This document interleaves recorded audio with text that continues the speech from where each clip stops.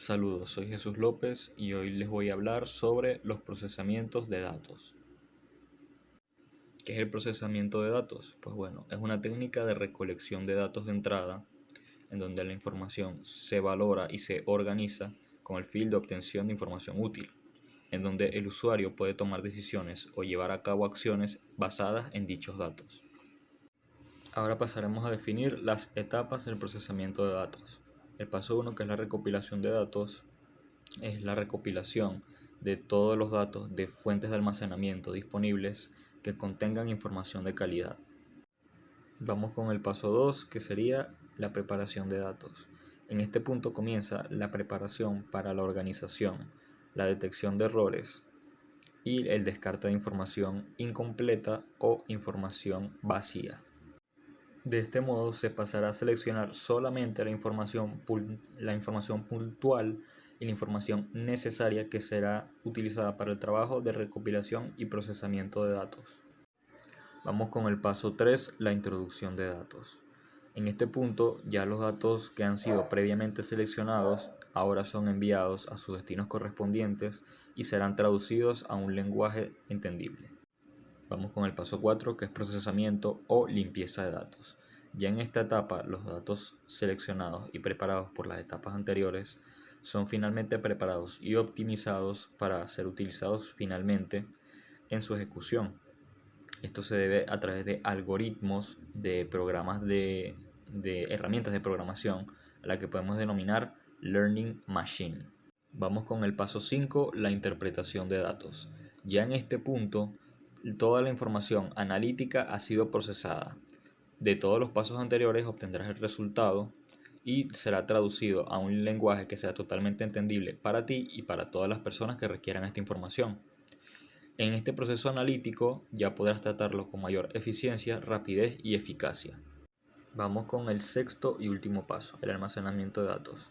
Ya en este último proceso se obtiene el resultado del almacenamiento de toda la información útil que ha sido obtenida en el procesamiento de análisis de datos. Para su uso inmediato o posterior, según convenga la situación, pero con la seguridad de que ya estarán almacenados y protegidos bajo la legislación de protección de datos. Pasamos a definir la distribución de frecuencias. ¿Qué es la distribución de frecuencias? Bueno, es una herramienta mediante la cual una tabla reduce numerosos datos que se pongan de carácter de manifiesto, la localización y la dispersión de observaciones. Tablas que disponen con la modalidad de la variable por fila y por columna iría la ocurrencia de cada valor de dato, de cada porcentaje, etc. La finalidad de la distribución de frecuencia es facilitar la obtención de datos obtenidos.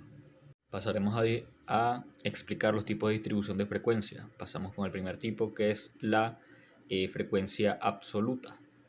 Esta consiste en la cantidad de veces que se repite el valor de un número de datos y se denomina en letras minúsculas NI. Pasamos con la frecuencia absoluta acumulada.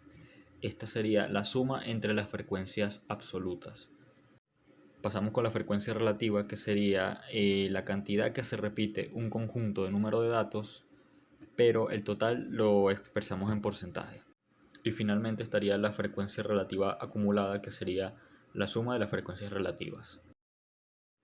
Ahora pasamos a definir datos nominales y datos ordinales. Los datos nominales, que bueno, son datos etiquetados o nombrados que pueden dividirse en varios grupos que no se traslapan. En este caso, los datos no se miden ni se evalúan, sino que serán asignados a varios grupos. Estos grupos variados son grupos únicos y que poseen elementos característicos que no son comunes. Los datos nominales se utilizan para medir valores no cuantitativos. Un ejemplo puede ser, se usan para medición de nombres de personas, color de cabello, nacionalidades, etc., por mencionar ejemplos. Los datos ordinales son tipos de datos estadísticos y categóricos que tienen la variable ordenado naturalmente, en donde la distancia entre las categorías no se conoce. Algún ejemplo de los datos ordinales sería los datos cualitativos, que pueden bien ser los exámenes, aprobado, aplazado, o las posiciones en el deporte, primero, segundo, tercero, tomando eso algunos ejemplos. Ahora pasaremos a definir el último punto, que sería la clasificación según tipos de gráficos. Empezaremos definiendo los gráficos de barra. Los gráficos de barra resumen y comparan mediante la longitud de barras valores que son proporcionales. Los gráficos de barras se componen de un eje X y un eje Y, siendo el eje X las diferentes barras, una o diferentes barras que representan las categorías a medir. Pasamos con los histogramas que se utilizan para representar la distribución de puntos de algunos datos de una variable. Los histogramas son utilizados para clasificar según rango o contenedores de puntos. Ahora pasamos con los gráficos de pirámide de población, que son encargados o utilizados para representar y analizar los datos de una población específica según su género o su edad. Las pirámides pueden ser poblacional progresiva, estacionaria o estancada, regresiva y desequilibrada. Eso ha sido toda mi exposición, espero que les haya gustado y les haya entretenido. Muchas gracias.